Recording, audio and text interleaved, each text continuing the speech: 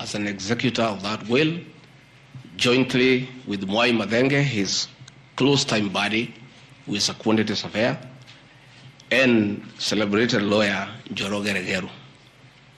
The three of us were tasked to manage his estate. In the will, you'll be given a copy. He did put his properties and assets and cash and anything that he owned in this world. And among the things that he did put was the Olive Garden Hotel, the Fingo Beach Resort, the Queen's Gate apartment, and Langata high-rise flats. It is these four properties that the Honorable Mutuse alleges in the National Assembly that Rigathi Gachagua has acquired them after becoming Deputy President in 2022 when Rigathi Gachagua died in 2017. It is the most embarrassing allegation a member of parliament can table before the National Assembly. Those properties were constructed and were in operation when the late Gachagua was alive. I take this opportunity to ask for forgiveness to my late brother, James Rigathi Gachagua, that today, as your younger brother defends himself, he'll defile your privacy by distributing your will that you wrote in privacy. That your properties that you worked so hard for many years to benefit your wives and children are now a subject of discussion and are alleged to be proceeds of corruption. How unfair, how cruel can you be to a dead man? A man who worked so hard, a man who gave his life for his family, to buy plots, to construct property, and leave them in his death for his children and his brothers and sisters. And then you go to the floor of the House and allege that those properties are production of corruption. My dear brother, rest in peace and forgive me for having joined politics. Because were it not for politics, you would not suffer this shame. Your children are crestfallen as they see their properties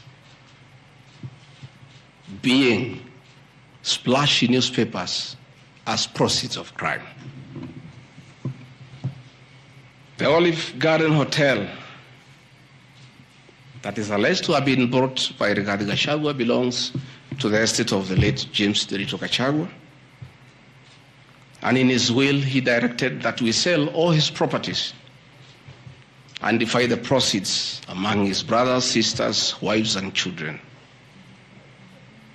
We, as the executors of his estate, and I want to pay tribute to lawyer Njoroge Regeru and Mwai Madenge for their commitment and sacrifice to the Gachagua family. Many executors who have been given properties to run by deceased people end up misusing them and depriving the beneficiaries. These two great men and myself, because my brother knew I'm an honest man and a fair person, and he knew his family would never suffer in my hands. We were able to sell Olive Garden Hotel at 412 million and distributed the proceeds to the beneficiaries as directed in his will. We registered his will in the High Court of Kenya and were given the probate. And my late brother, in his wisdom, left Rigathi Gachagua 5% of his wealth. I was therefore able to get 20 million shillings from this sale. That is money that is in my account that again I'm told they are proceeds of crime. He left my mother 5% of his wealth, another 20 million shillings. And since my mother is dead, my late brother, because he trusted me, had put in his will that I hold my mother's shares in trust. So that is another 20 million shillings in my account. Again, my late brother left me another 4% to hold in trust of the children of another brother of ours who is deceased, the late Dr. Friend Rigathi Gachagua, whose children are in South Africa. And another 16 million shillings was put in my account. My late brother gave 2% to my wife, Pastor Dorcas, because of her kindness of looking after him when he was ill.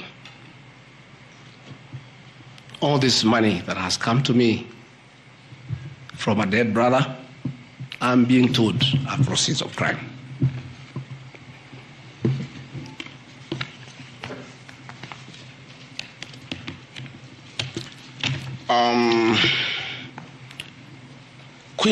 Queen's Gate Service Apartments, another property belonging to the late Gachagua, is another property that I'm told I've bought as when I'm deputy president. That is why I have 5.2 billion worth of money.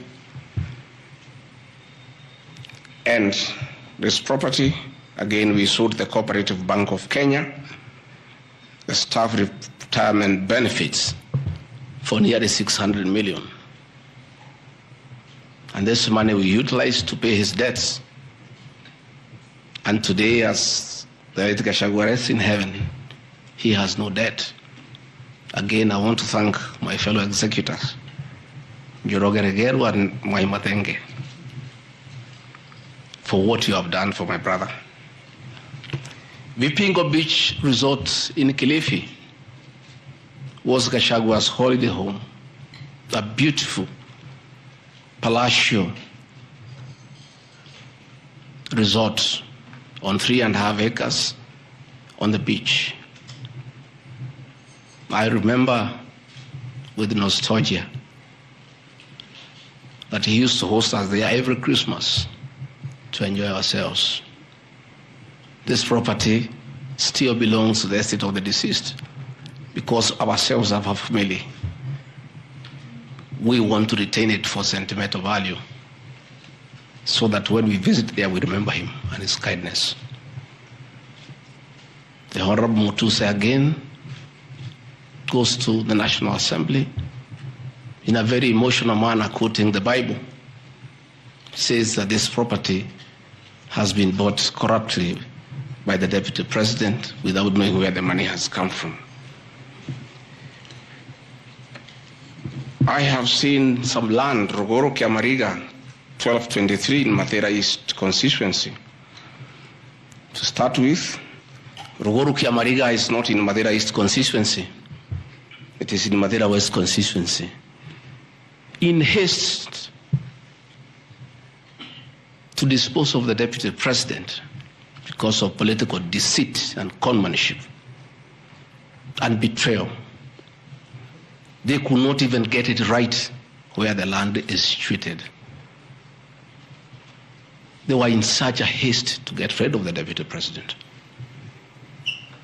The land is Ruguru/Kiamariga, 1223 in Mathera West constituency. It's a 2-acre piece of land. It's alleged it has a helipad. It's a lie. The land is 2 kilometers from my rural home. And I have planted napier grass for my dairy unit. I bought it at 3.5 million shillings. Again, proceeds from my dairy farm. I have a dairy farm with almost 150 cows. And I do make an income of almost 1.5 million shillings every month. I can surely afford to buy 2 acres of land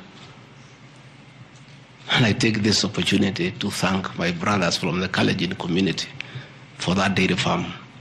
Anytime I've gone to the Rift Valley, in appreciation of the support I give President William Ruto, the Kalenjin community always gives me a cow or two. And within 2 years, I have the largest dairy farm in Madeira constituency, courtesy of the Kalenjin people. I want to thank them for their kindness. I have seen an accusation that I've bought 40 acres of land in Kakuret, Kabraine, in Keni, Nyeri constituency as Deputy President of the Republic of Kenya.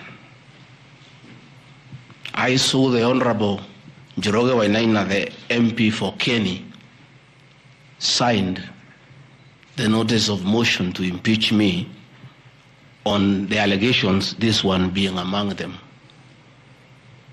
Had there been no malice, Njoroge Wainaina, the Honorable MP for Keni, would have advised the Honorable Mutuse that he sold me this land in the year 2015. I have a sale agreement I'll give you with this picture. I bought this land from the Honorable Njoroge Wainaina in 2015. I was not even a member of parliament. Yet he has appended his signature that I should be impeached and go home for having corruptly bought 40 acres of land in Kakuret. In fact, the land is not 40 acres, actually 35. The allegation is that it's 40 acres. But that land is 35 acres. The people of Kakuret know it. I bought it from the Honorable MP for Keni. And had he read this motion, I'm sure he would not have signed it. But as you all know, there was a lot of coercion. There was a lot of intimidation.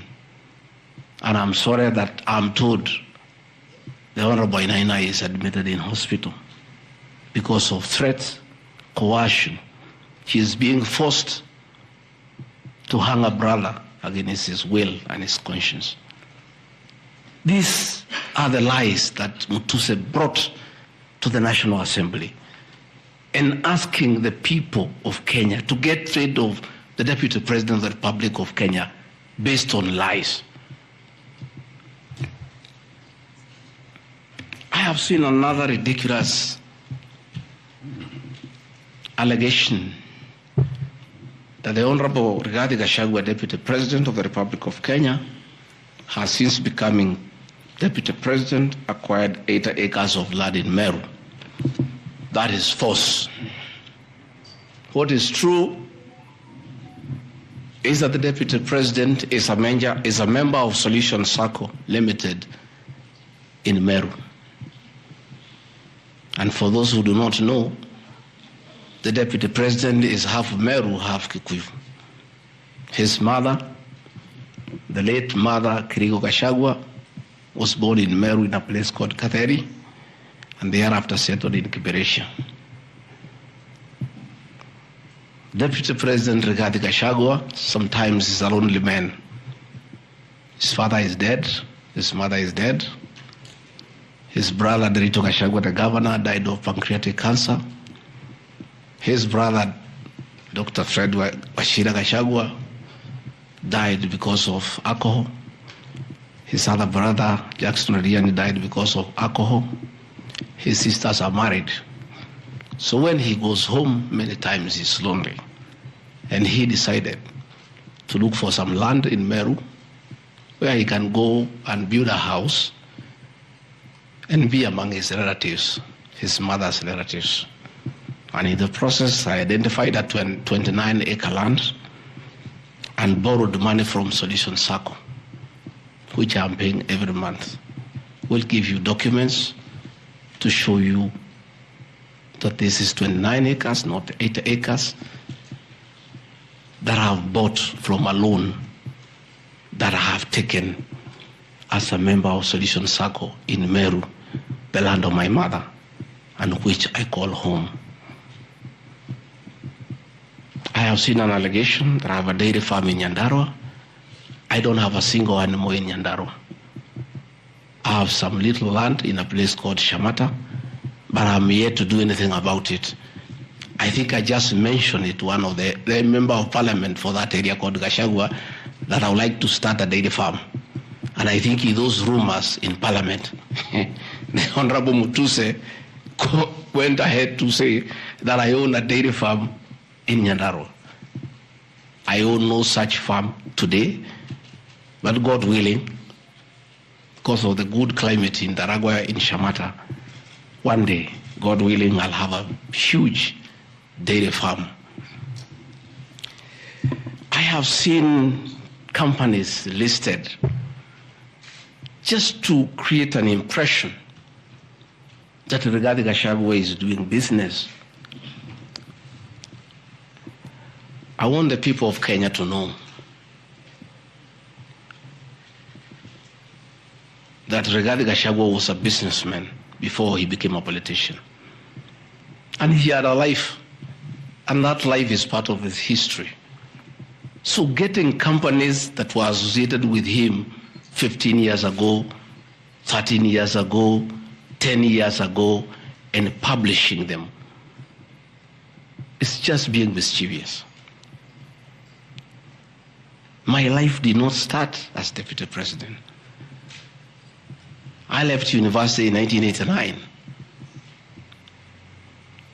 and served the public for 15 years, up to the year 2002. I left for the private sector for another 15 years. In those 15 years, I was a very astute businessman. And luckily for me, maybe of you are not that lucky, it was during the Kibaki era when things were working. The economy was strong, business environment was right, and there was room to make money. And I made money that time. Those are old companies, and they are not trading. And when I became deputy president, a few companies that owned properties, I transferred to my children, and I told them to continue doing business and not to do business with the government because I don't want conflict of interest. I want to confirm to the people of Kenya tonight that no company owned by my children has ever done business with the government, and I'm demanding for proof from the Honorable Mutuse or anybody else linking the Rigathi Gachagua family with business deals with the Kenya government. I agreed with my children that they do business with the private sector, do farming, and run the family business that I bequeathed them. These companies are all listed. And just for clarity, because I don't think they are worth a reply, because there's nothing about them. Rigathi Gachagua Foundation. As a member of parliament, I was educating orphans, I was educating children of single mothers, I was educating children of PWDs. And their education needed to continue, and I don't have the benefit of CDF money. So I started that foundation, the Rigathi Gachagua Foundation, to continue doing the work of charity. I have seen my foundation here.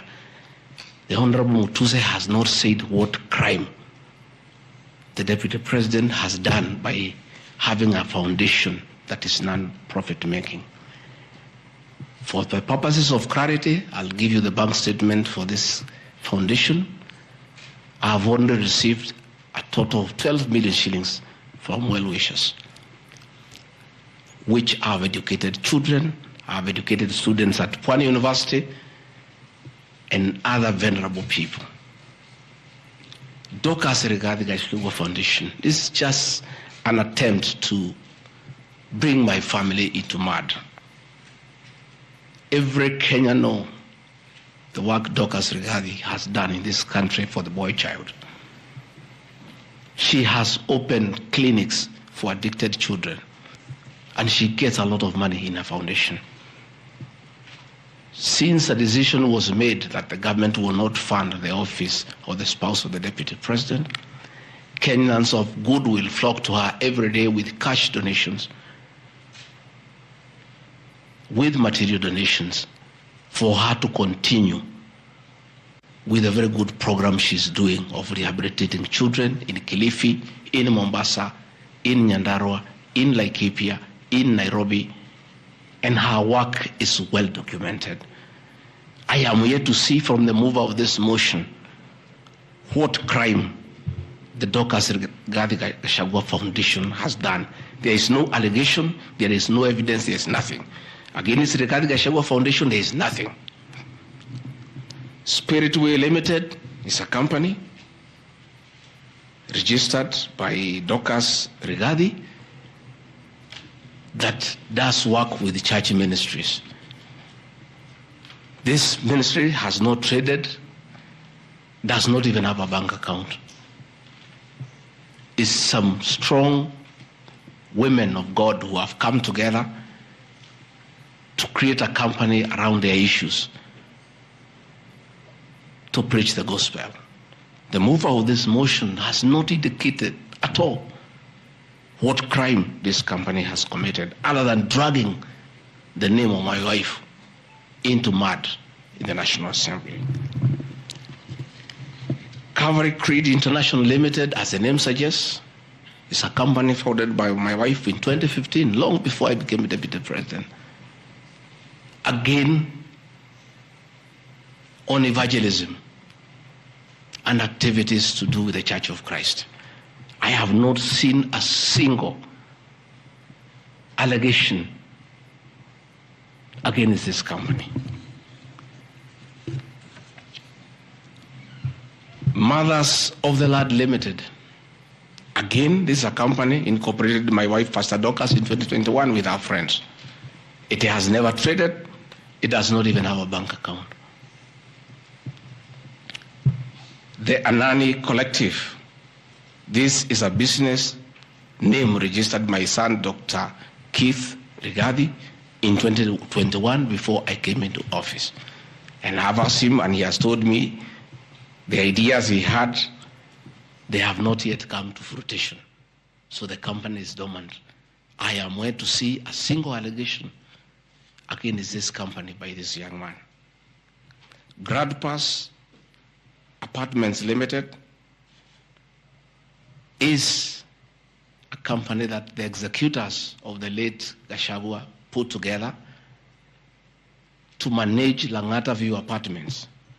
The late Gachagua left 80 apartments for his children in Langata and asked us to sell and distribute the proceeds to the wives, the children, and the brothers in a formula that he gave. In a family meeting that I chaired, we agreed as a family that we should not sell the flats. We should share them so that everybody can be getting a rental income. In that formula, because of the shares he gave to me, I have 10 flats. His daughter has 10, his wife has 5, another one has 2, another has 1. So we did put this company together called Grand Bypass Apartments Limited. This is a company that will be managing those flats on behalf of the beneficiaries of the estate of the late Gachagua. Again, this company has been put here by the Honorable Mutuse as a company that is involved in corruption. A company set to manage flats belonging to a dead good man who had foresight to think about the future of his children. And in his death, he is being haunted on nonsensical allegations simply because a decision has been made that Rigathi Gachagua is no longer useful to this administration. He is a spent cartridge. His work was to help fight Uhuru Kenyatta and get President William Ruto to power. And thereafter, he is of no use. So he should be dispensed with, and somebody else can be appointed against the will of the Kenyan people. That is the viciousness that we are even fighting the dead. How cruel can we be? How insensitive can we be? What is this power thing?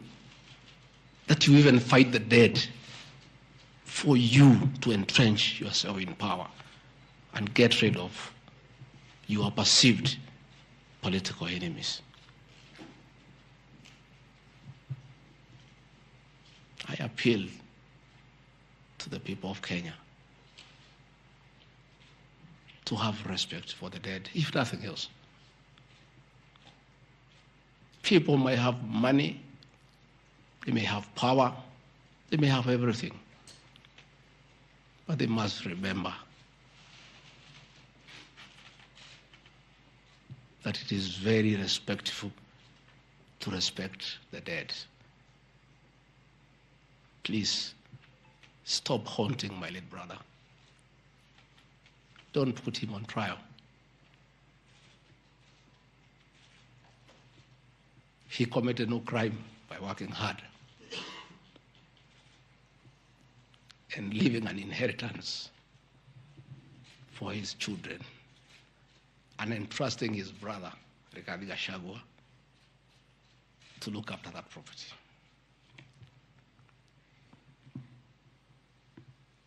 Fortis Viz Group Limited is a company incorporated in 2023 by my son, Kevin, and Dr. Keith. Again, some two very enterprising young men. This company has not even taken off. They are still figuring out what business they can do. And before they can even settle down, their father is under siege. So they have to come here every day to keep me company and find out what is not happening. This company has not even started. These are young people, children. Why do you want to destroy their future? By putting their names in the press with negativity because you want to destroy their father. These are innocent boys who have decided to invest in their own country. Why do you want to destroy them? You can destroy Rigathi Gachagua, fair enough, he has lived for 59 years. But these boys, hardly 30 years, why do you want to destroy them? Pioneer Medical Company Group, I founded this company in the year 2008. It has not done business for the last 10 years. Why are you bringing it to Parliament? Rido Furniture Mart Limited, I founded this company with my wife, Pastor Dorcas, in the year 1999. We used to sell furniture at the roundabout at Bomas on your way to Rongai. And we built this company from scratch. And it's been in existence for years.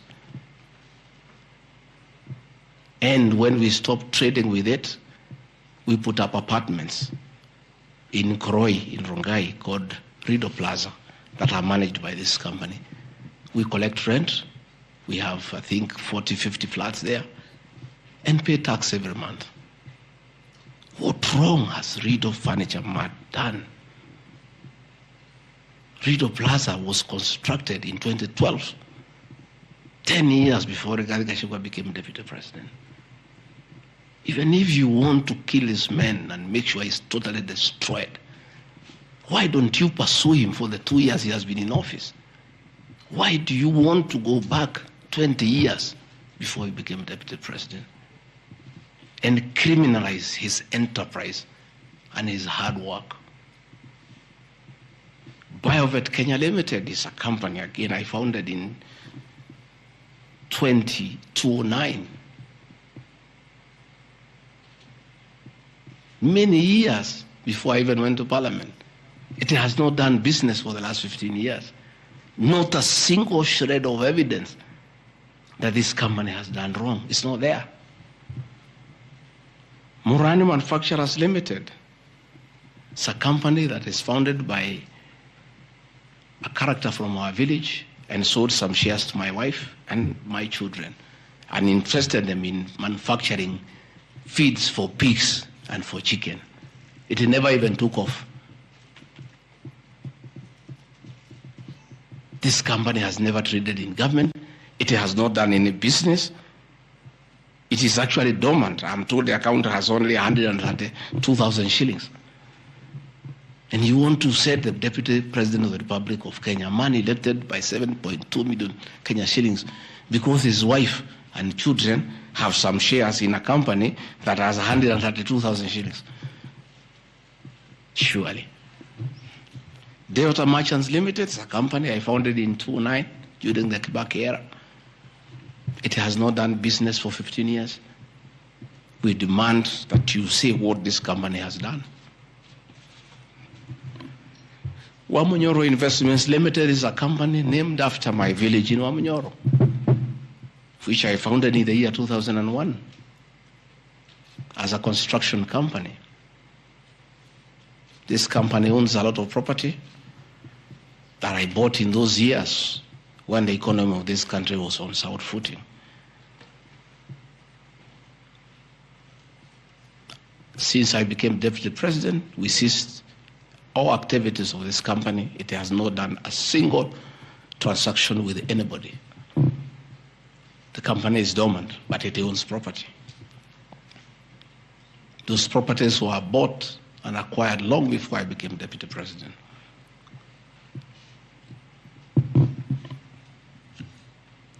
Cosmea Venture Limited is a company that was incorporated in 2018 before I became Deputy President by my sons.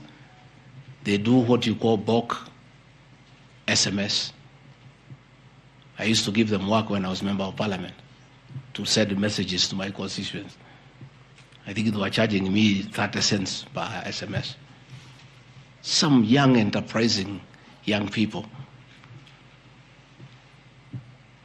Company 2018, it doesn't do business with government. It is not accused of any wrongdoing by anybody, anywhere. It's just putting the name there. Royal Crimson Ventures Limited, again incorporated in 2018 by my children to do their little business. No allegation of any wrongdoing has been annexed to the motion. Cruito Properties Limited, again, this is a company that me and the co-executors put together for the purposes of managing the Vipingo Hotel. No details of any accusation, any wrongdoing, nothing. Crystal Kenya Limited, this company I founded in 2009. And when I became Deputy President, I gave out my shares to my children, and myself and my wife, we got out and asked them to continue doing business. My two children,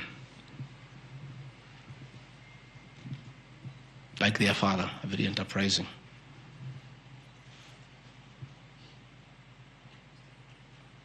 Nyeri County, where I come from, we were hit badly by COVID, and all our hotels shut down.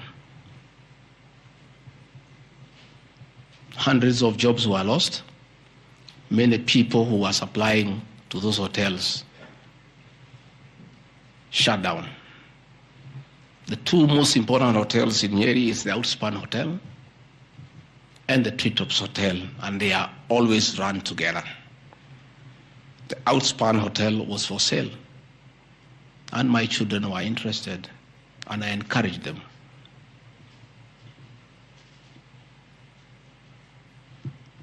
Treetops Hotel cannot be sold. It belongs to KWS. It's a government hotel. You can only lease. And the person who owned Outspan Hotel had also leased the Treetops Hotel. So my son acquired Outspan Hotel and got an assignment of the lease. So they don't own Treetops Hotel. It's on a lease from KWS to Aberdare Safari, then an easement to Crystal Kenya that is run by my children. I shouldn't be here talking about Crystal Kenya Limited and my children because they are not part of this proceeding. But they have no other forum to defend themselves, so I have to defend them. They are grown-ups. They should defend themselves, but they don't have the forum. They went to a bank and borrowed 600 million. The documents are there. And bought a hotel and bought the lease. And I publicly announced that my family has acquired the 2 hotels because there was nothing to hide. I saw no need to advise my children, like other people do, to buy the properties through proxy because this was straight business. They went and borrowed 600 million from the bank. And they were given 1-year moratorium, which is not over, to do the renovations and all that and open the facility. But I want to thank my son, Dr. Keith Rigathi. He worked very hard. That I think last month or so, I was at the treetops with the British High Commissioner to open the treetops. The treetops is so important to the people of Nyeri and the Aberdare ecosystem. It is in the treetops hotel that Princess Elizabeth slept as a princess and woke up as a queen. And when that facility was shut down, it was very devastating to the people of Nyeri and the Aberdare ecosystem. So when the people of Nyeri heard that the son of the deputy president is interested in leasing that facility from KWS and reopen it, there was joy and ululation in the Aberdares. Since this hotel opened, 45 Kenyans are back to work.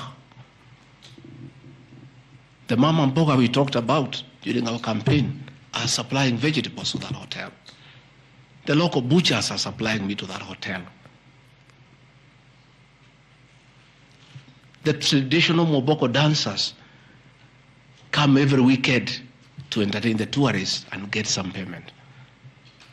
The tourism circuit of the Aberdare is back because of these 2 young men who are now being demonized as crooks, as criminals, who should not invest in their own motherland because they are the sons of the deputy president.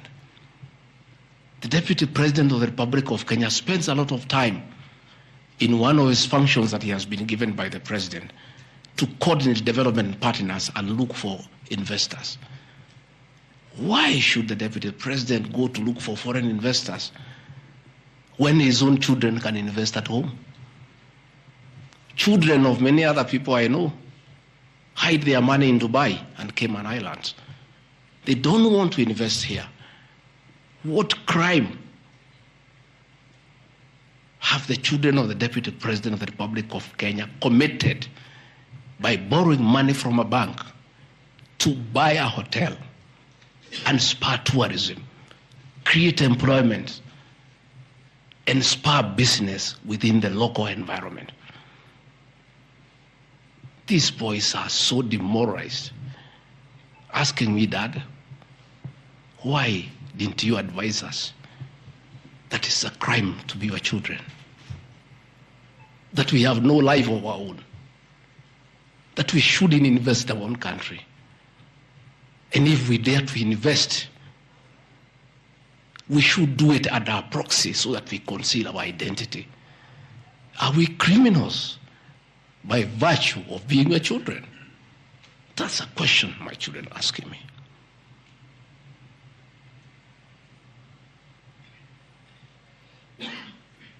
What crime can children of Kenya commit to borrow money from a bank and start an enterprise and employ people and spur tourism? How unfair can a country be to its young population to condemn them for being enterprising? I'm being told by the National Assembly that I need to be impeached from office because my children have dared to borrow money buy property in their name and invest in their own country. And for that, their father should be sent home. I won't conclude by Karadi Farm Limited. This is a farm I founded in 2001 with my wife, Pastor Dorcas. And it runs our farms. It runs our dairy farm in Nyeri that is doing very well. I'm making $1 million shillings also every month. And I sell calves, and it's doing very well. And my farm now has become a model farm for the local farmers. We are doing chicken, we are doing rabbits, we are doing sheep. Again, nobody has told me what crime has Karandi Farm committed. Technical Supplies and Services Kenya Limited, a company I founded in 2001. I did business during the Kibaki era. When things got very bad, I stopped doing business with it. It has not done business for the last 8 years. And of course, in the 2 years I've been deputy president. I want proof. Tomorrow, the National Assembly to table proof what these companies have done. They will be very embarrassed before the people of Kenya. This will be the most shameful act ever in the history of our National Assembly, where you go table a motion that is so sensational based on trash and not a single accusation backed by evidence. I have seen an allegation that exerting influence on officials of the Ministry of Lands to issue an allotment letter to Amunyoro Investments Limited and using the fraudulently acquired documents to support a court case. Again, Amunyoro Investments Limited was never allotted any land.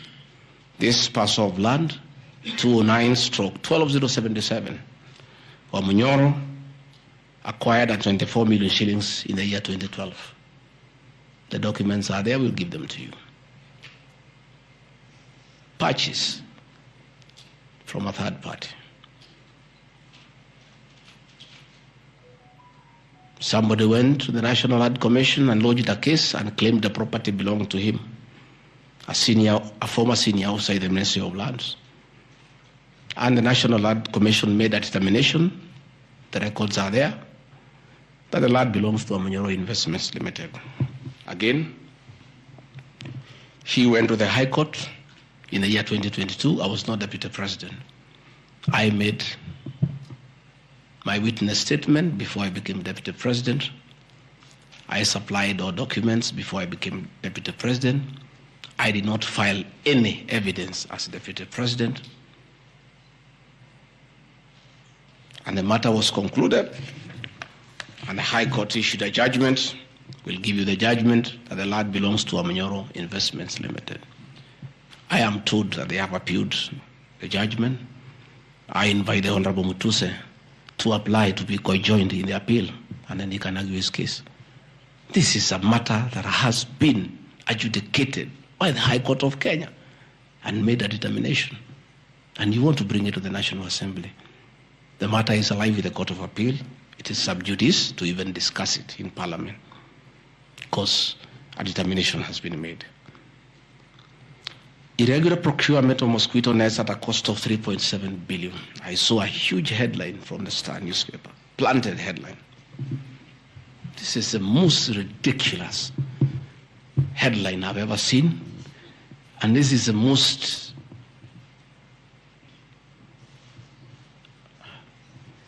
I lack a proper one, and I don't want to speak in Kikuyu.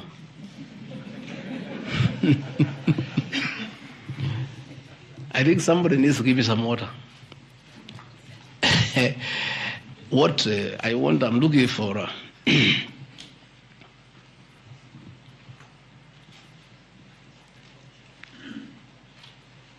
I have seen that allegation. I want to respond as follows. One,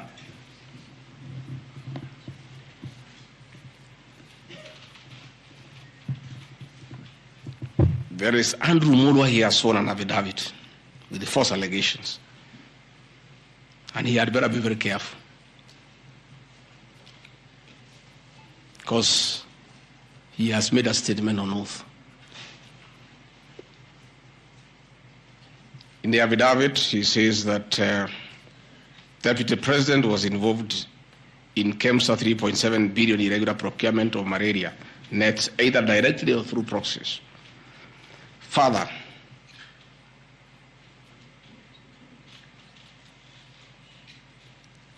Shobika Impex Limited is an international company, the fourth largest manufacturer of mosquito nets in the world. It has done many tenders with KEMSA, with the Global Fund, countries in Africa, in Asia. And there was a tender.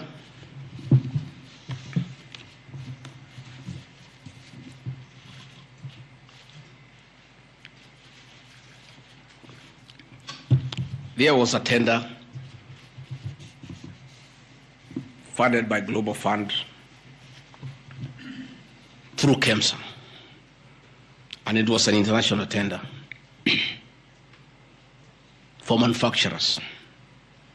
The company owned by my son Christo Kenya Limited are not manufacturers, and they did not participate in any way in the tender. In any way. What happened is that in the year 2014, 8 years before I became Deputy President, Shobika Impex Limited appointed Christo Kenya as their local agent, whose work is to do their errands and follow their supplies at the ports of entry. Christo Kenya did not participate in this tender. It was done by Shobika. KEMSA wrote to Shobika and said, your tender was not successful because you had a problem with pagination of your security documents. Pagination. Those of you who have done tenders, you number the pages. And if they are not right, you can be disqualified. And therefore, they were told, can you come and collect your bid board, your original bid board? That's what happens. If you participate in a tender and you don't win, you are asked to collect your bid board. And they kept on coming to collect the bid board. It was not available for almost 3 months. And they asked the local agent, that is Christo Kenya Limited, can you follow up on our behalf? We participated in this tender. We did not win. We have a letter asking us to collect the bid board. We are waiting for it because this is money that is tied as our agent in Kenya. Can you follow up? And that is why when my son, on behalf of Christo Kenya Limited, went to KEMSA trying to follow up, and when it was not working, he brought it to my attention, and I made a call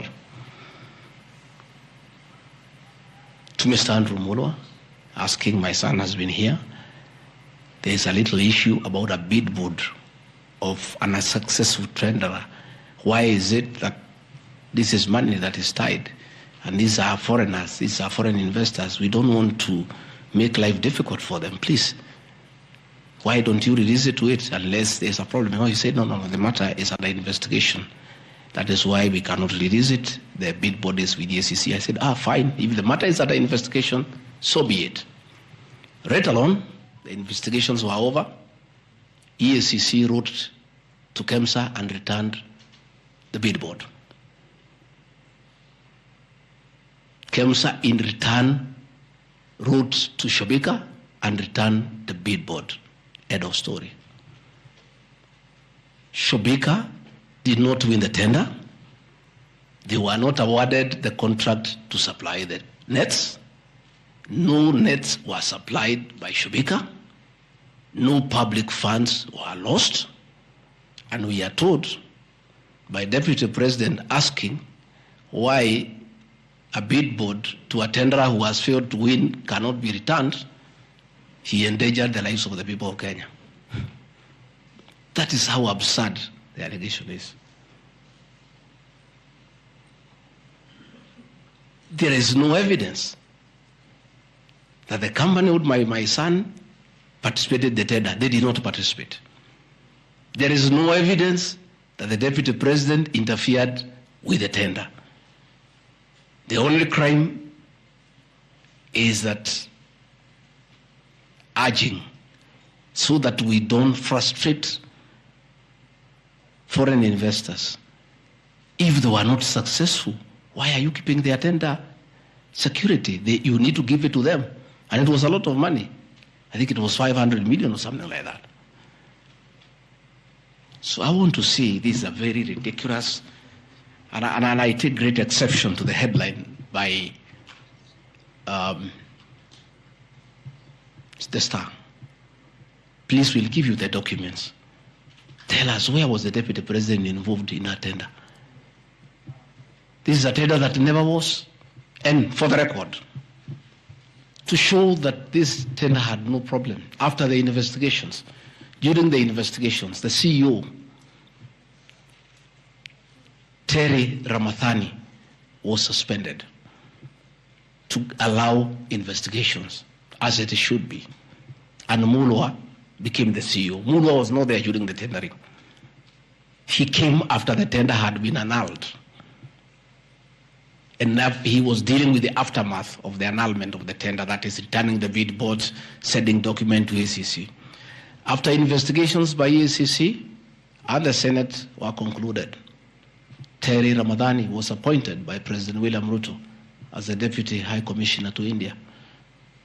That tells you, because when those appointments are made, the head of public service writes to ACC, DCI on issues of integrity. Terry was cleared, which means there was no scandal. And again, and most important, no public funds were lost, no nets were supplied. Therefore, this is another fishing expedition to just justify the 5.2 billion. I think that is why they were putting the 3.7 billion to make the maths to add up. You know, when you want to talk big figures, you must look for 3.7, 600 and all that. Even all these things I've read here, if you take your phones, we are nowhere even, we have not reached 2 billion. Because Olive Garden, 400 million. Queensgate Apartment, 600 million. Outspan and Treetop, 600. So these are just figures that were being put to the people of Kenya so that they can see us into bad light. Unnecessary and expensive renovation at the official residence in Karen and Mombasa. How Mutusen knew is unnecessary, I don't know. He has never been here. You guys were here before. When President William Ruto was deputy president, he was denied funds for 5 years. This place was in very high state of disrepair. It took me 7 months to move in. The roofs were leaking, the toilets were blocked, the septic tanks was broken down, the borehole was broken. There was nothing.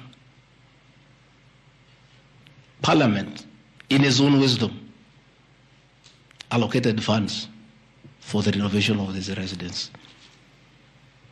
As deputy president, I have nothing to do with public expenditure. In fact, at that time, the accounting officer, between 2022 and 2023 financial year, was the State House Controller.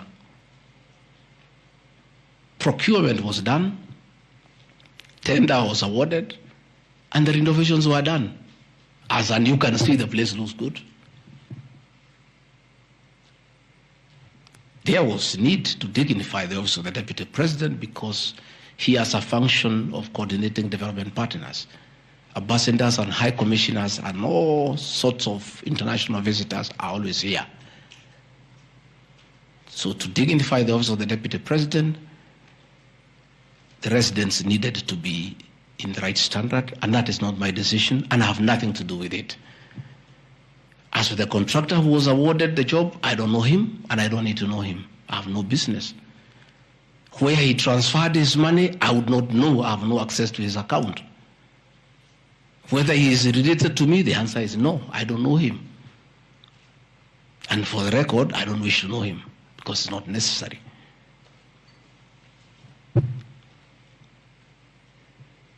Government expenditure is audited every year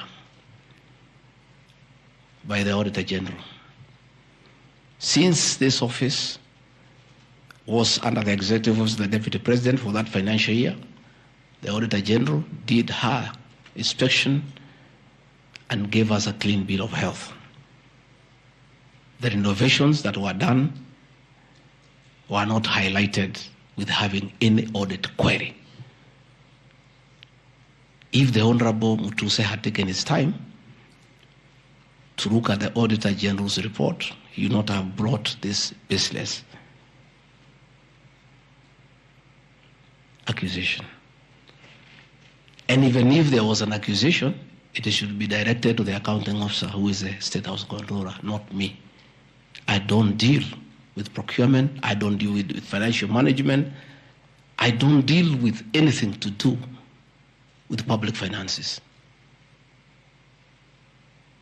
But since the matter has been raised, I have to answer to it. I have looked at the Auditor General's report, clean. I have looked at the contract, it's signed by the Controller of State House. As to the work, that I can attest, they did a very good job. And this residence has been dignified. The same with the residence in Mombasa. You know, the residence in Mombasa is where President William Ruto and his wife, Mama Rachel, were chased away, and the house allocated to the regional commissioner. And on assuming office, I took up the residence. It was in state of disrepair. Again, it was renovated. It's a good place. And I normally go there when I go to Mombasa. And it makes a lot of sense, because before the renovation of that residence, anytime I went to Mombasa, I normally have a huge delegation of security people, hospitality, and all that goes with the office, not really me. The bills were very expensive. It makes a lot of sense to have an official residence for the Deputy President in Mombasa, so that when he is there, you cut down on public expenditure.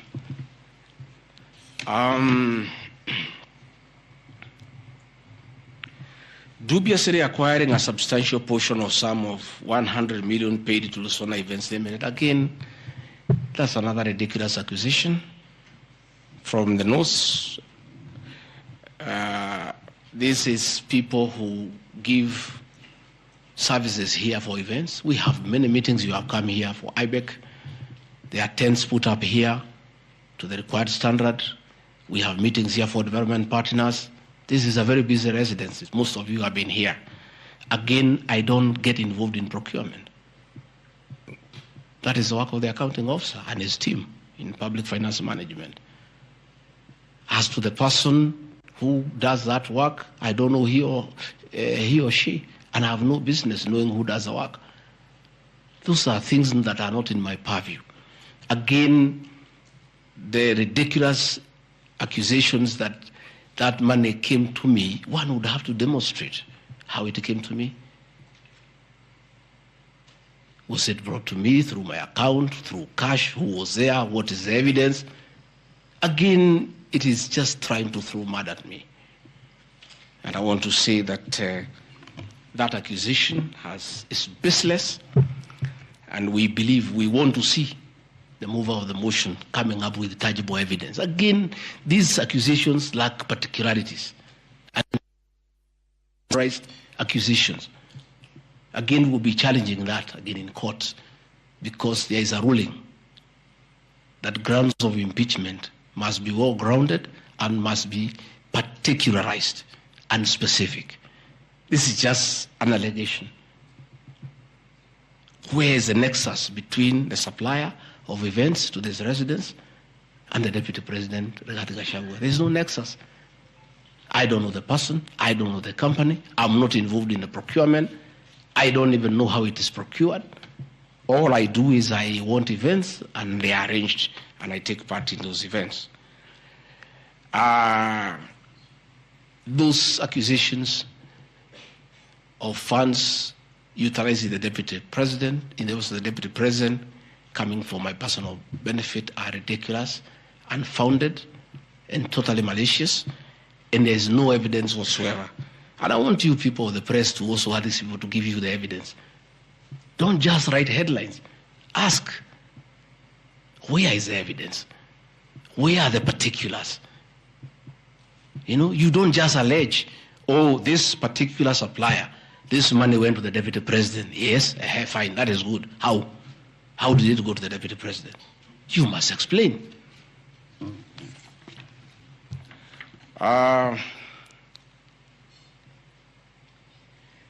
Alleged sensational but false allegations against Lady Justice Esther Maina.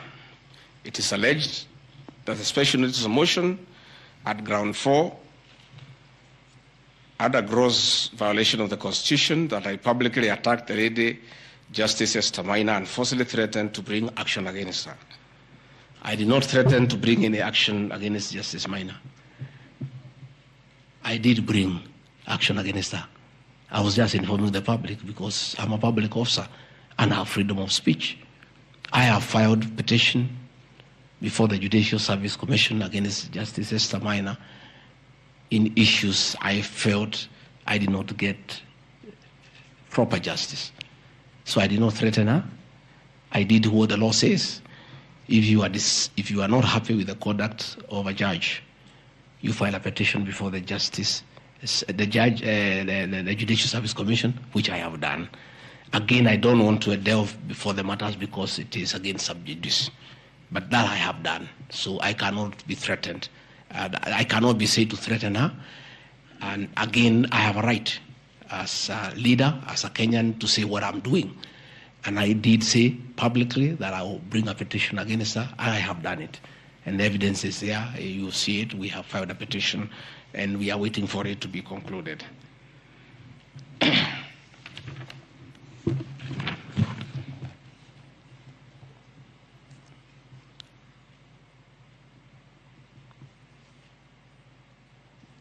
Again, I want to emphasize that my statements were protected speech consequent to a decision by the land judge in a matter involving my personal assets, which I disagree with and found to be wholly unfair. The matter having been concluded at that stage, my criticism of the decision was not sub judice, nor in any other manner prohibited by law. While I respond to the ruling of the land judge, I was in absolute disagreement with it. Contrary to the assertions, the special motion, I did not forcibly threaten to bring action against the learned judge. I took legal action available to every citizen of Kenya under Article 168(2) of the Constitution, which allows any person to petition the Judicial Service Commission for the removal of any judge, and filed a legal complaint before the Judicial Service Commission in March 2024. The complaint being live before the JSC, discussion of the conduct of the learned judge in the said matter here would be sub judice. Diverting materials meant for construction of Kilifi Malindi Highway to tarmac a private load to Vipingo Beach Resort.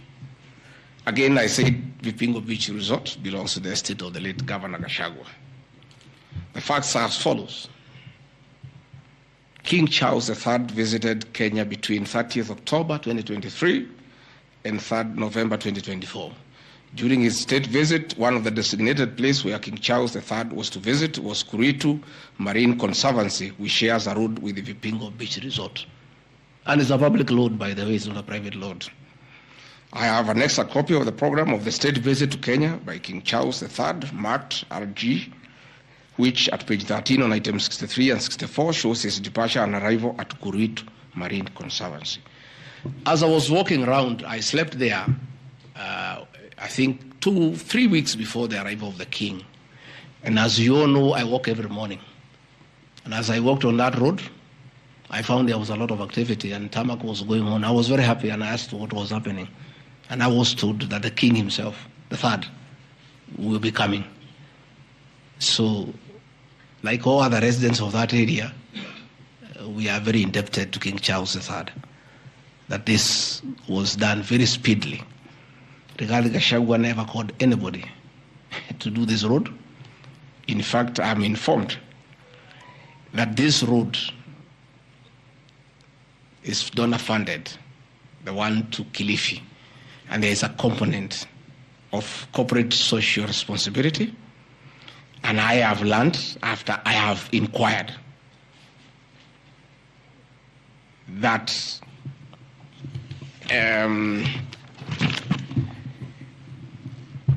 these people of that road is called Takaungu Shariani Vipingo. It's off the main road, and I am made to understand that Kuritu Marine Conservancy, Vipingo Secondary School, Shariani Primary School, among other stakeholders, including a public market, applied to Kenya to be considered for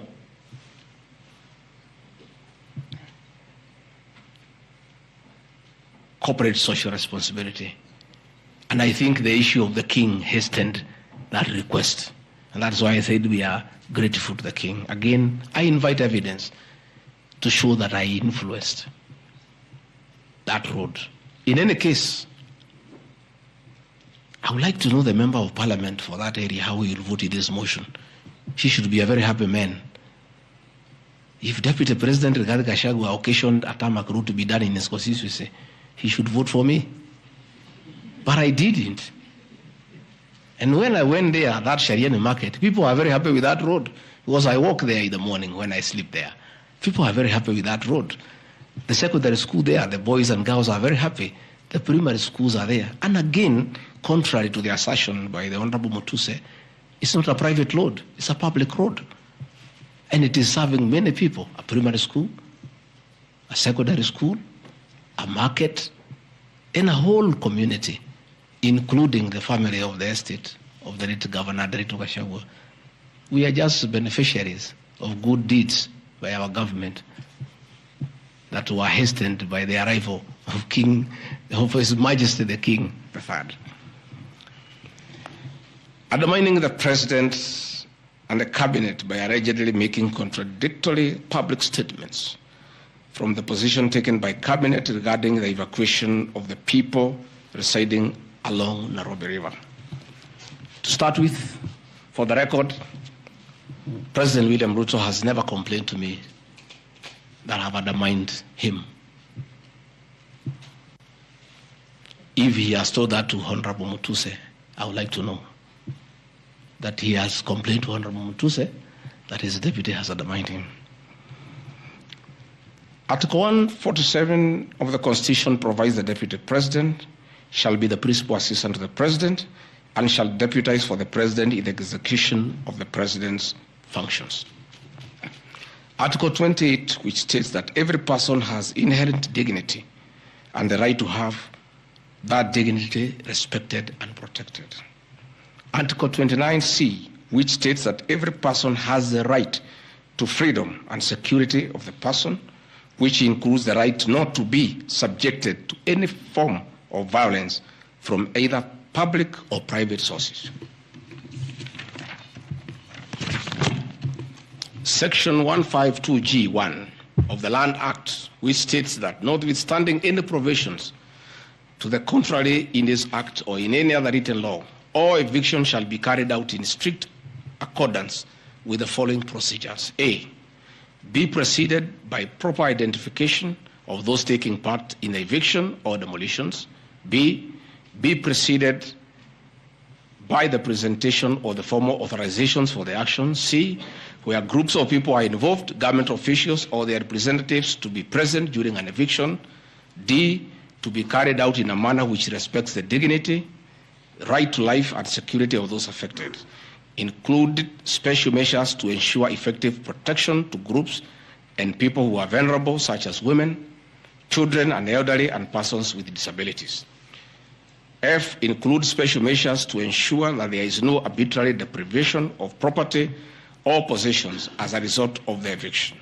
G, include mechanisms to protect property and possessions left behind involuntarily from destruction.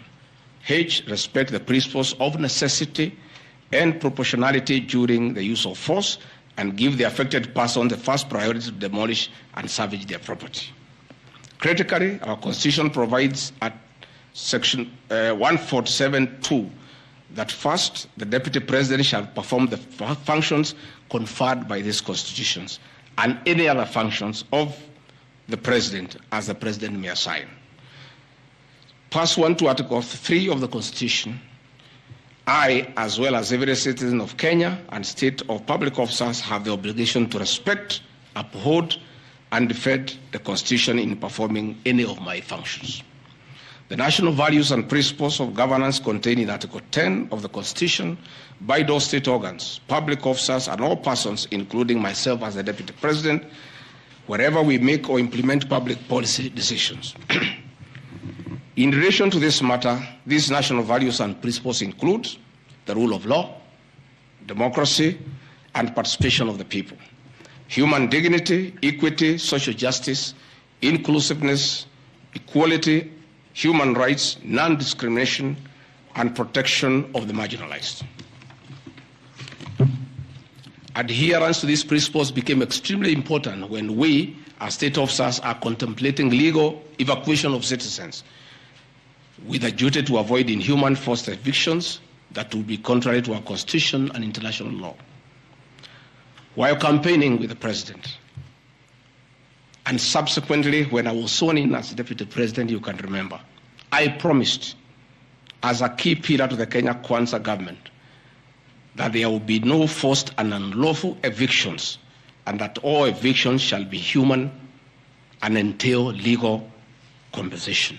You remember my inauguration speech. I said never again shall this administration carry out inhuman evictions in a brutal manner as was done in the previous administration. I and my office, the Office of the Deputy President, have undertaken extensive engagement with all parties in regard to the cabinet decision on eviction, which I fully support, including the Nairobi River, which is an entity under the ODP and County Government of Nairobi. Adherence to these principles become extremely important when we as state officers are contemplating legal evacuation of citizens with a duty to avoid inhuman forced evictions that would be contrary to our Constitution and international law. Guideline number 6 of the United Nations General Assembly, Guidelines for the Implementation of the Rights to Adequate Housing, prohibits forced evictions, and the state should ensure that any eviction under domestic law are fully compliant with international law. The guidelines further require meaningful engagement with communities to ensure that the rights of residents are implemented cooperatively without the need for eviction procedures or police enforcement. I have supported the implementation of cabinet directives on the eviction, safe for the fact that on being informed that each person residing at the Nairobi River was being evicted and paid only 10,000 shillings, which I and many other Kenyans felt inadequate compensation for eviction. I insisted that the government should abide by constitutional dictates and international norms while implementing any cabinet decision, including eviction, and maintain the dignity of citizens of Kenya facing evictions. My statements did not and cannot be construed to undermining the President, because the President, like me, sought to defend the very Constitution. I hope I'm very clear. Am I clear? I cannot, I will not oversee, supervise, forced, brutal eviction against the people of Kenya. That I will not, and I can't. President William Ruto and I on the campaign trail gave a solemn undertaking to the people of Kenya that under our administration, that will never happen. So when I was asked to oversee brutal, inhuman eviction against innocent people without notice, without compensation, without due regard to what the Constitution says, I found it very, very difficult, and I rescued myself and allowed the CS for Interior, the Head of Public Service, the PS for Internal Security to proceed. If that is the reason why Rigathi Gachagua should be impeached as Deputy President of the Republic of Kenya and sent home for refusing to undermine the Constitution, for saying no to brutal and inhuman eviction of poor Kenyans. Let it be. Undermining devolution by allegedly holding a meeting in Nairobi. Good people. I'm sure you are as embarrassed as I am. That a deputy president holding a public meeting to talk to the people of Kenya is undermining devolution. To start with, Deputy President Rigathi Gachagua, in the duties spelled out by the President under Executive Order number 1 of 2023, he has the duties to coordinate intergovernmental relations. I work with the governors. This is the home of devolution. I hold meetings with the governors every day. I chair IBEC. I cannot be accused. And I need evidence tabled that I undermined devolution. The motion alleges that on 29 September 2024, I unlawfully interfered with the running of the Nairobi City Council government by holding a public rally where I allegedly incited citizens against law directives of the county government on planning and relocation of markets. This is my response. It is not true that I incited citizens against the law directives of the county government, as alleged. I wish to clarify and point out that when I held the public rally, I merely requested the governor of Nairobi County to speak and listen to grievances which were being raised by the market traders. Videos will be produced tomorrow in the National Assembly. I, Rigathi Gachagua, asking Governor Sakaja to take time to listen to the people and listen to their grievances. The traders had sought me out to intervene and request the governor on their behalf to dialogue with them and seek a solution to their grievances with regard to the relocation of markets. Had the governor listened to these traders, they would have had no business coming looking for me. All I was saying is listen to the people. Before you relocate them, have public participation. Most of those traders have lived in Wakulima market for 40 years. They wanted to discuss with the governor what happens to us, what happens to our customers, what happens to the distances that we cover, what about the extra cost of going to the new relocation. And I think the traders were right. Requesting a meeting with an elected leader is their right. And when they requested me to go and meet them, because they were desperate and they needed somebody to hear to them, I did go and speak to them. Again, this motion alleges that on 20 September 2024, I unlawfully interfered with the running of the Nairobi City Council by inciting citizens against law directives of the county government. The leadership of Nairobi business traders approached me sometime in March 2024 at my official residence to discuss multiple issues affecting business and requested engagement in the resolution and intervention on these issues adverse to business. Consequent to this meeting, I directed that short, medium, and long-term strategies be undertaken, coordinated by the Office of the Deputy President, to address the issues raised that are cross-cutting with the agencies including KRA, Kenya Post Authority, Counterfeit Authority, Kenya Bureau of Standards, the National Police Service, Kenya Copyright Board, given that devolution is under the Office of the Deputy President. I was just doing my work. On 11th April 2024, the Small Traders and Government Agencies Technical Committee, coordinated by my office, held a meeting to discuss issues raised by the small traders, including Udhuru Market, attended by ODP staff in a supportive role in keeping with the draft framework of cooperation and engagement between government, Nairobi City County, and the Nairobi business traders.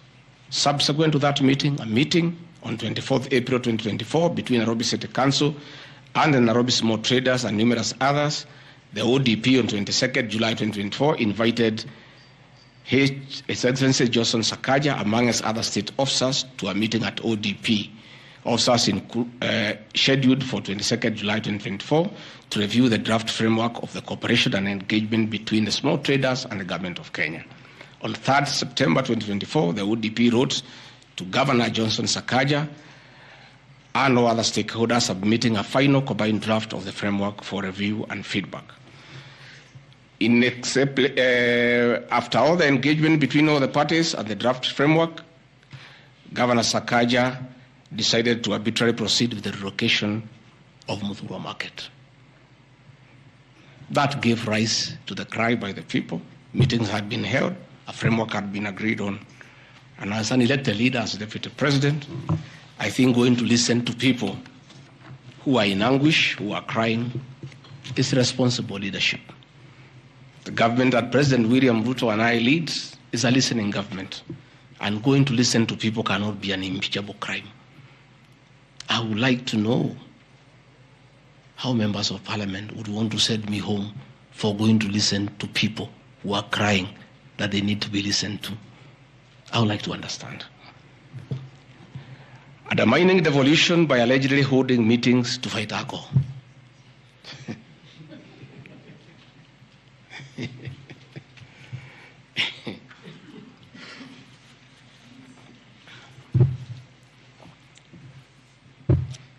I think tomorrow will be the greatest circus. Or do I call it the theater of the absurd? That Deputy President Rigathi Gachagua, undertaking duties assigned to him by the President to fight illicit brews and drugs across the country, should be impeached because by doing so, he is interfering with the devolution. I held meetings in Nyeri, attended by Governor Kahiga, Governor Waiguru, Governor Irogo Kangata, Governor Wamatangi, Governor Kiari Badilisha.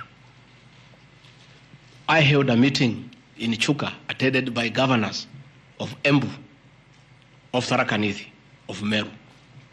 I attended a meeting in Mombasa, attended by governors of Kwale, a representative of the governor of Mombasa, the governor of Taita Taveta, a representative of the governor of Lamu, to discuss. I held a meeting in Nakuru, nearly with all governors present, and all of us jointly, under my chairmanship, the Ministry of Interior and Governors, we agreed on how to tackle the menace of illicit brews. And we have a good story to tell. Out of those efforts, our young men who are sleeping in trenches are back home. Women are very happy their husbands are back home and they are bringing food. In fact, some children have been born. Some have even been named Rigiji because of the effort that I have put in fighting illicit brews. I think the people of Kenya would be shocked to hear tonight that one of the accusations against their deputy president and why he should go home is because he led the battle to fight illicit brews and drugs that has caused havoc among our young people. Please, if Rigathi Gachagua is the problem, why don't you assign this job to somebody else? Because this job must be done. We must get our children off drugs. We must fight illicit alcohol. And saying that you want to impeach the deputy president because fighting illicit brews and drugs is interfering with the devolution, I think this is the greatest joke of the year. Even the 291 MPs who signed this motion, most of them, because I know them, have looked for me personally to thank me for the way I have successfully led the war against drugs and illicit brews. And that is why that sham public participation should have had my responses. so that the women could hear that one of the accusations against the deputy president is that he should be sent home because he was leading the war against illicit brews and drugs. I don't know. I think there is something wrong in this country. That somebody has sat down to draft a motion to impeach the deputy president of the Republic of Kenya. And one of the grounds is that he has interfered with the devolution by leading the war to fight illicit brews and drugs. This is a height of absurdity. And Parliament will be the theater of the absurd. I would like to hear what is the nexus between fighting illicit brew and interfering with the devolution. I would like to know. I've never had any governor complain. I've never had any MCA complain. I've never had any Kenyan complain. The only Kenyans who have complained are few. They are the manufacturers who are manufacturing poison under the guise of producing alcohol. Those are the only few ones. I beg the National Assembly and the Senate, most of the National Assembly, to save face, to consider striking this ground before the motion tomorrow, because it sounds ridiculous to the people of Kenya.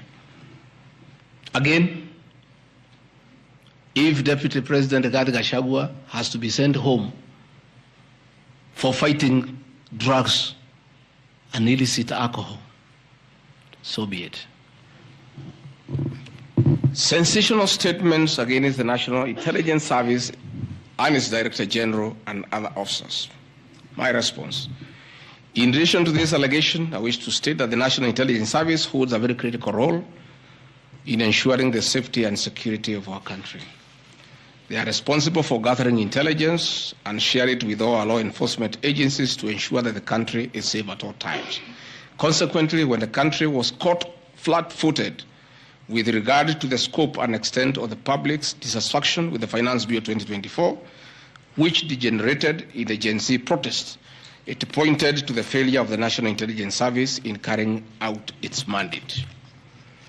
I am persuaded that the National Intelligence Service ought to have known beforehand that the public was completely opposed to the finance bill, and they ought to have briefed the president before the protests began, as this would have caused a change of tact by government regarding the proposed bill, and protest which culminated in the loss of innocent lives and destruction of property could have been avoided. Hence, I express my opinion, as this is in my public media briefing in Mombasa, and my utterances were not any different from what happens to other countries when there is lapse or failure by the intelligence agencies.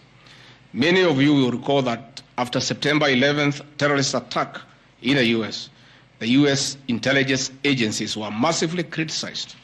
An inquiry was even opened to investigate why the intelligence agency was not able to detect and thwart the terror attack.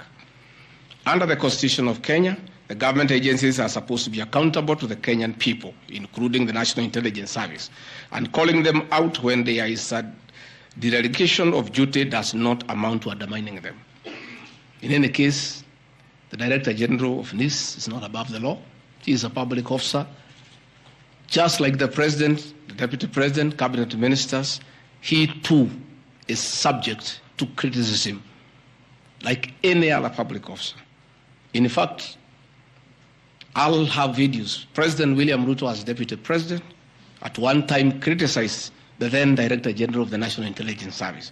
In another video, he heavily criticized the then Inspector General of Police for the performance. I have learned from my boss how this job is done. It's clear. It's done. I mean, nobody, the President is criticized daily. The Deputy President is criticized daily, and we take no offense. The Director General of the National Intelligence Service is not above the law. He is a public officer. He is accountable to the people of Kenya. And when one feels he has underperformed, he'll be called out. Because that is the nature of the Kenyan state. And this I learned from my boss when he was deputy president. Again, there was an issue that the president and I committed ourselves publicly that never again in our administration shall ever we allow abductions and extrajudicial killings. Despite the police keeping on misleading the president to say that there are no abductions, you all know, you have evidence on video that they have happened. And that is what I commented, and I said it is wrong. And because I'm a truthful person, I'll say what is wrong when it happens. Despite the fact that I am compelled by the principle of collective responsibility to be part and parcel of every decision made by government, that I'll continue to do so, but only those decisions that are constitutional and within the rule of law. Abductions and judicial killings are unconstitutional. I will never support them.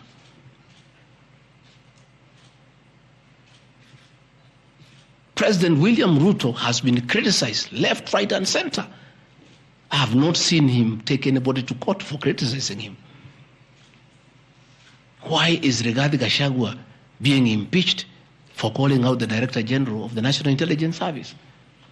The Deputy President is criticized daily. The judiciary is criticized daily. The media is criticized daily, including the Star, whom I have criticized today. But that is as far as it goes. And again, despite being just the Deputy President, I enjoy a constitutional right in the Bill of Rights, freedom of speech.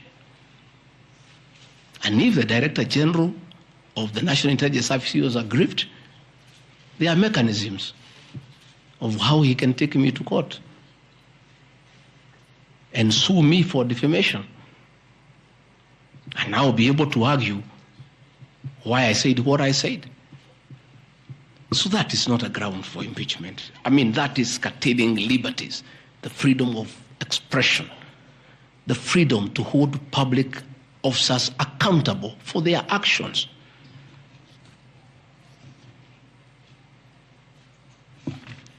And I want to say finally,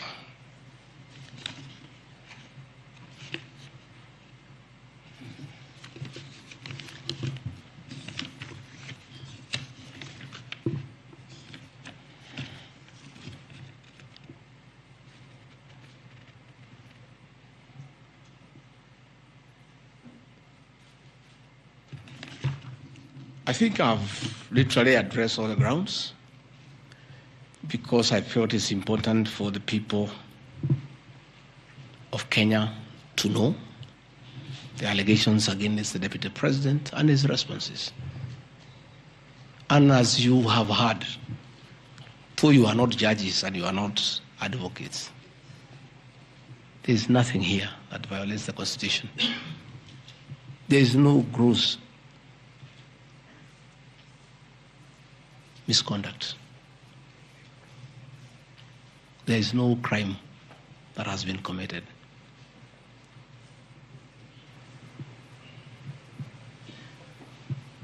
I'm innocent on all these charges, and I want to clarify my apology yesterday to the President did not in any way imply that I'm guilty of these charges.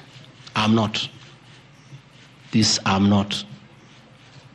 My statement was that if there is something I've done to the President that I don't know, that probably has upset him, I ask for his forgiveness. But that was in no way an admission of these ridiculous allegations meant to overturn the will of the people. Finally, in conclusion, I want to say that overturning the will of the people is not a joke. It calls for very serious violation of the Constitution. None of these issues here meet the threshold. We'll go to Bunge tomorrow. I'll be there at 5 for 2 hours, and I'll put my case. In the unfortunate event it proceeds to the Senate, I'll be there again to prove my innocence by way of evidence.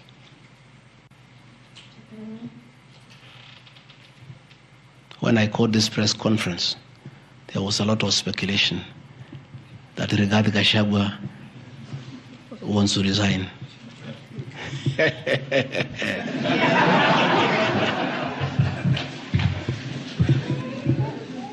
This is a man elected by 7.2 million Kenyans. How dare you suggest to him that he can do so without public participation?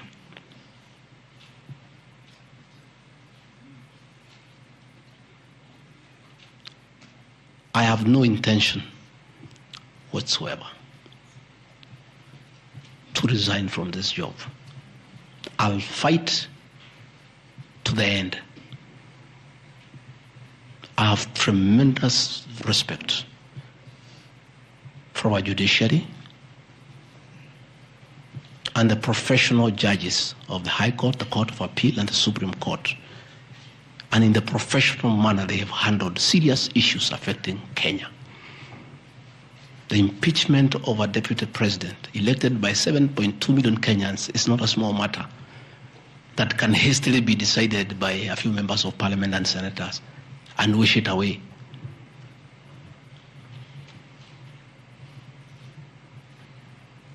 I'll submit myself to independent institutions to get justice. And I'm sure, I have no doubt in my mind that I'll get justice. And this impeachment will be thrown out. And I'll carry out my duties as deputy president. That is why anybody sending feelers to me to resign is a joker. And I found a few people using my friends to come and sweet talk to me. Please, my friends, I don't want to become enemies with you. When you are given such silly messages, don't bring them to me. I have no intention. I cannot resign. I did not give myself this job. I was given by the people of Kenya. I've done nothing wrong against the people of Kenya whatsoever. I've worked hard. I've been very loyal to my boss, President William Ruto. I have worked hard every day.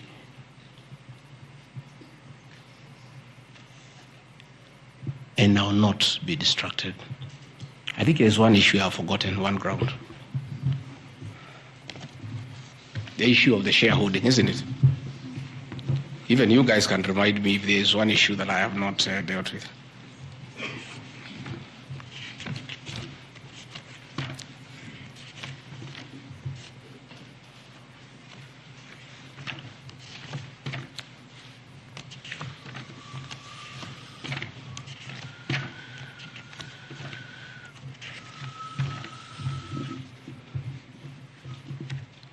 Can somebody there give me my notes on shareholding?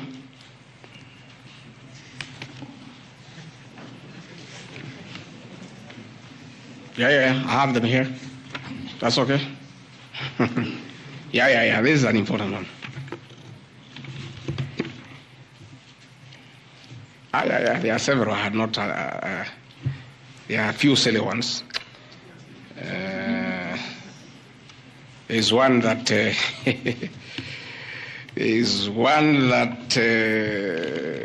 I'm conniving with cartels in the tea sector to block ATDA from implementing guaranteed minimum returns that would benefit small traders. The allegation is not true. No evidence whatsoever has been adduced to substantiate this claim. As far as I know, I've successfully completed my mandate, which was assigned to me by the president, which culminated into creating synergy between people who had taken KTDA to court and suspended the operation of the Tea Act. As a result, the Tea Act now is in operation. The president never mandated me to take over the affairs of the Ministry of Agriculture. He asked me to spearhead tea reforms. I did the tea conference in Kericho, brought all the stakeholders together, and as a result, I created synergy among all the stakeholders, and we agreed that those people who had gone to court withdraw the cases, and now the Tea Act is operational, and that will see meaningful reforms. As to claims that I have stopped the selling of tea in Mombasa, there is no evidence to that effect, and I want to call upon the Honorable Mutuse to provide that evidence. Again, in matters coffee, I was given the job by the President to initiate coffee reforms, which I have done successfully. I held the coffee conference in Meru for 3 days in 2023. For the last 2 years, I have been working with stakeholders, including members of Parliament and the Senate, which has culminated into 2 bills, the Coffee Bill 2023 and the Cooperative Bill 2023. These 2 bills, the Coffee Bill 2023, will see the reintroduction of the Coffee Board of Kenya that will market coffee for farmers without putting profit. We have also recommended the reintroduction of the Coffee Research Foundation or the Coffee Research Institute in Roiro to work on better varieties and drought-resistant crops. Through my efforts, again, I have completed my work.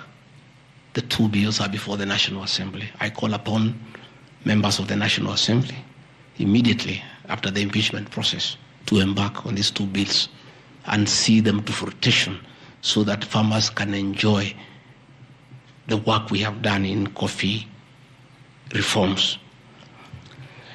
I have seen another absurd, that I have taken control of a local cooperative society in Madera constituency where I was a member of Parliament. This is false. I should be told which society by name, because I know all the societies. I know all the farmers by name.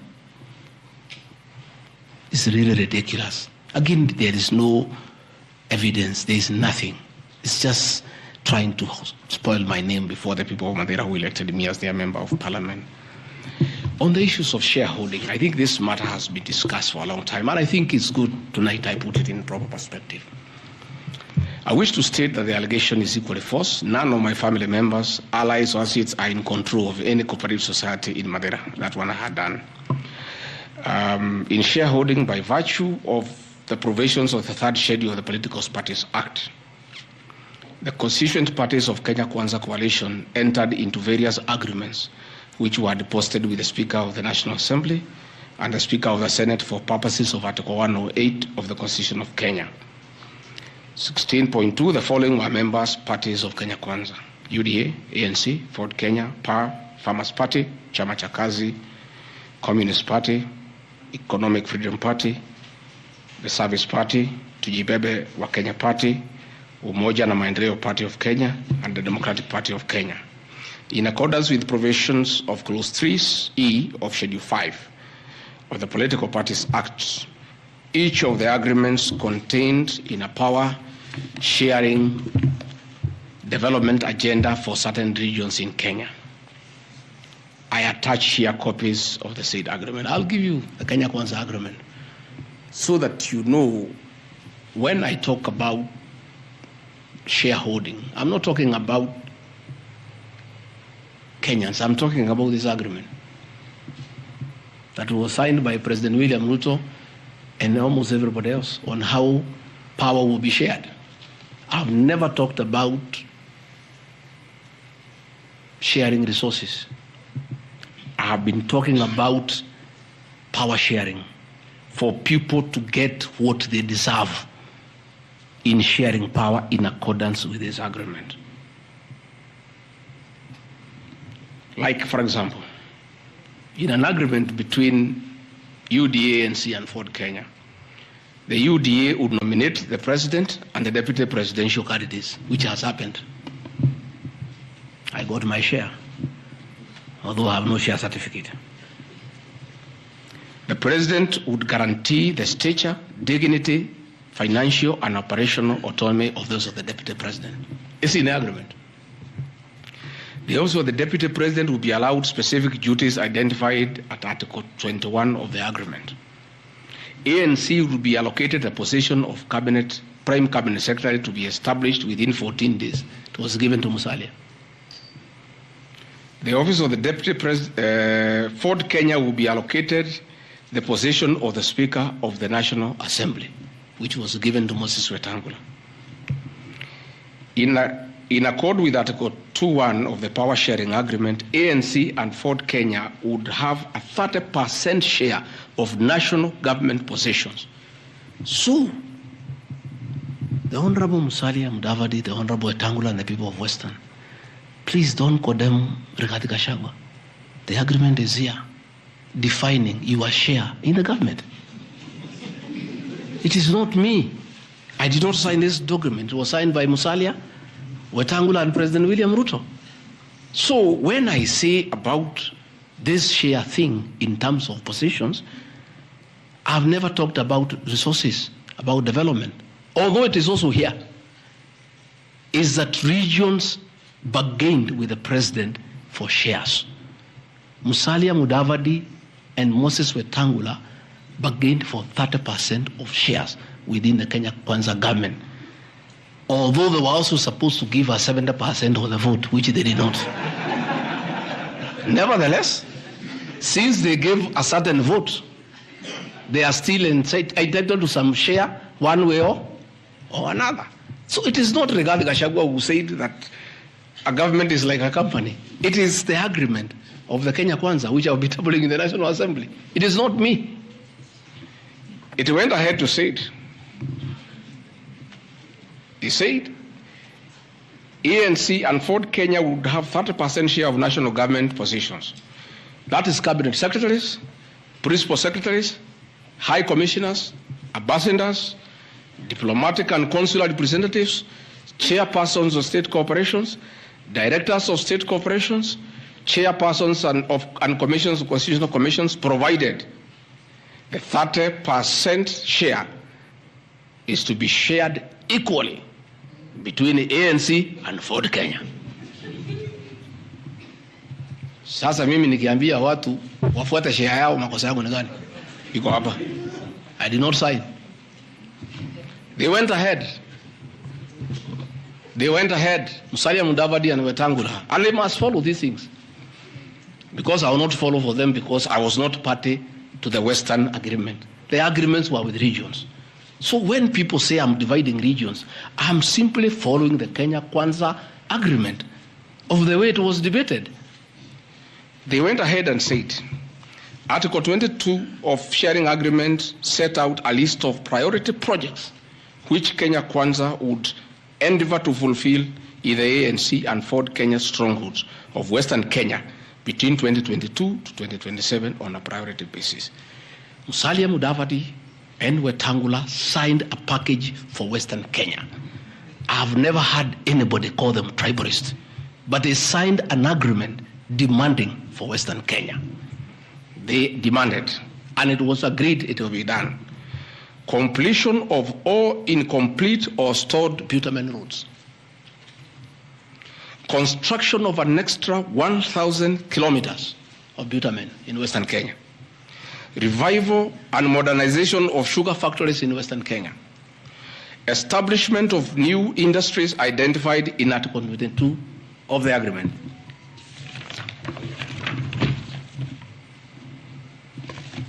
Ladies and gentlemen, this is the Kenya Kwanza Agreement on shareholding. What crime has Rigathi Gachagua committed to be impeached by saying what President William Ruto appended his signature to, with Musalia Mudavadi and Wetangula who will preside over my impeachment? What crime has this man committed?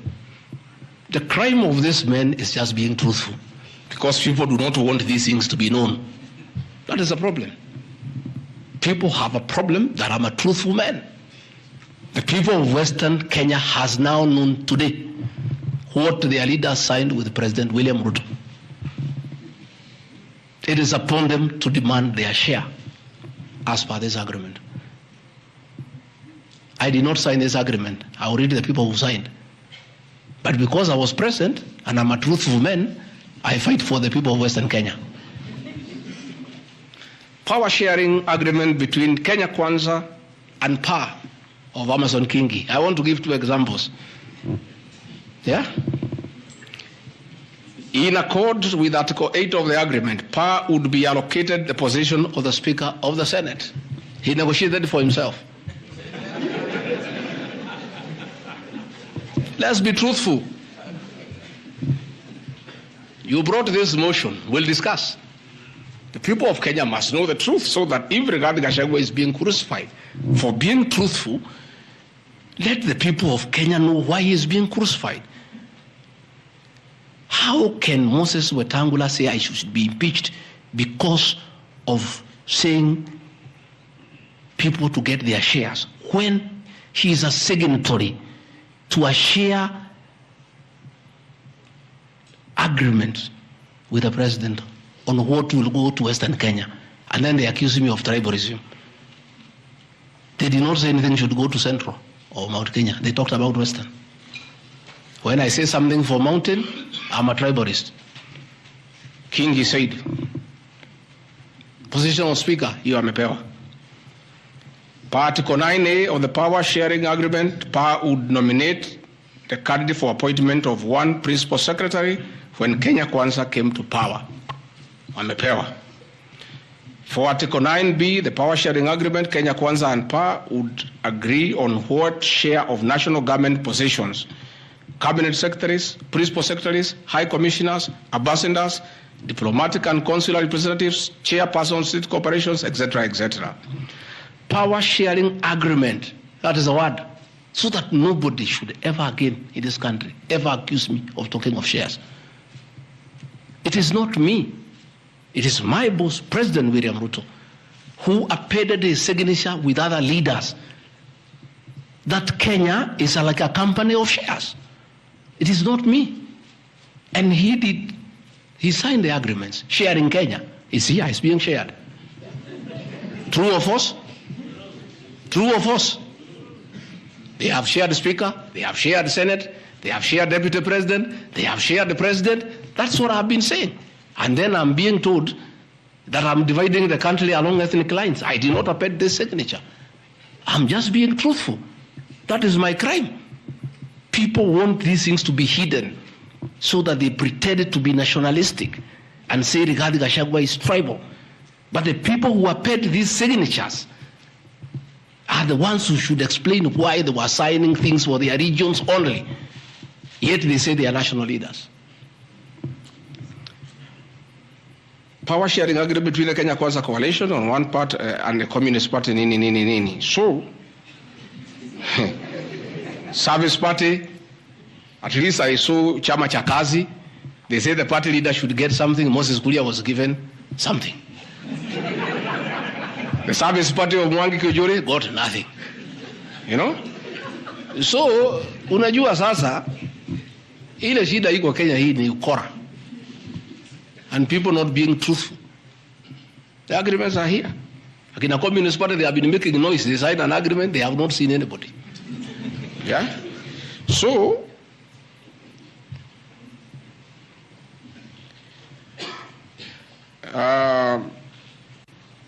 my speeches on the shareholder issue are informed by their aforesaid power sharing covenants, which are founded on law and lessons learned from the well-known disputed 202 NAC power sharing agreement. Further power sharing agreements are a feature of government formation in all democracies in the world that provide the formation of coalitions. My pronouncements on the issue, properly understood, are not only anchored in law, but entirely harmless and incapable of being construed as a basis for ethnic animosity, a danger to national cohesion, or a threat to national unity. On the contrary, coalition building has been one of the most important innovations since the disputed 2007 elections in ensuring stability, equitable sharing of political power, national cohesion, and fostering of national unity of national unity. Indeed, Kenya Kwanza's main opponent in the 2022 general election, Azimio la Umoja, One Kenya Coalition Party, was a political party consisting of 25 or so political parties who also executed a power-sharing agreement as required by Schedule 3 of political parties. However, notwithstanding of the said power-sharing agreements, upon election as the Deputy President of Kenya, I went out of my way, as required by the Constitution of Kenya, to serve all Kenyans regardless of their political preferences during the election or ethnic origin. I'll produce videos on all those things. Again, my decision to embrace the broad-based government following the decision of the cabinet after the Gen Z protest is that I support coalition building. And even when the Honorable Right Odinga came, he got some shares. True or false? I mean, surely, why is Rigathi Gachagua being vilified? By just being truthful. You know, it's good to be truthful. I have heard that my saying we observe this agreement is a threat to national unity. I have never been caught by the National Cohesion and Integration Committee to tell me that I have said something that can create ethnic disharmony. On the issues of one man, one vote, one shilling, I am told again that it can create tribal hatred. How? The one man, one vote, one shilling is not a formula for Mount Kenya region. Far from it. The one man, one vote, one shilling talks about equity. The gist of that formula is that all Kenyans should be treated equally. If we are giving bursary to the children of Kenya, let us agree how many children we have. If there are 30 million and we have 100 million, we divide equally and distribute to every constituency to those children. If a hospital takes care of 1,000 patients,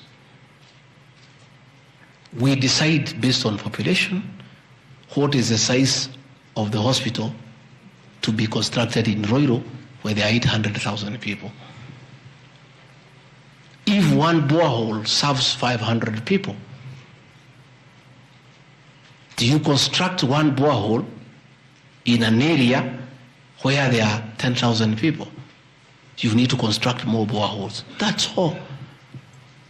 And these populations are everywhere in Western Kenya, in Kisii, in Rift Valley. The high numbers are not just in the Mount Kenya region. This is a formula, in my view, that is good for everybody. Again, it is not a law because I pronounce myself. It's just an opinion. And in our democracy, I think it's only fair to allow people to have freedom of speech and to be entitled to an opinion. There are those who talk one man, one vote, 1 kilometer, and it is their right, and we should also listen to them and consider. And all those opinions can be harnessed, and people can agree which is the best formula to take care of the people of Kenya. That is all I said. I wanted to read to the people, of course, the projects that were negotiated, but I don't seem to have that page. I produce it tomorrow in Parliament. So that when they hear I am fighting, I'm also fighting for them. Mine, for the Mount Kenya and President William Ruto, we never wrote anything, because I'm a very trusting man. So is my people, as we did word of mouth. So once in a while, we may argue kidogo because there's nothing written. So sometimes it's when people say I'm blackmailing the president, but I'm simply asking, my boss, we agreed the following, can we please do it? We agreed this on that, can we do it?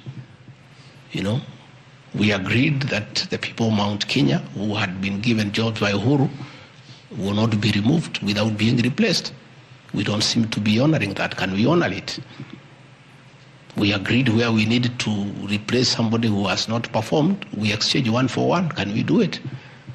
We agreed that we need to give Mau Mau roads priority. Can we please do it? Because that is what we agreed.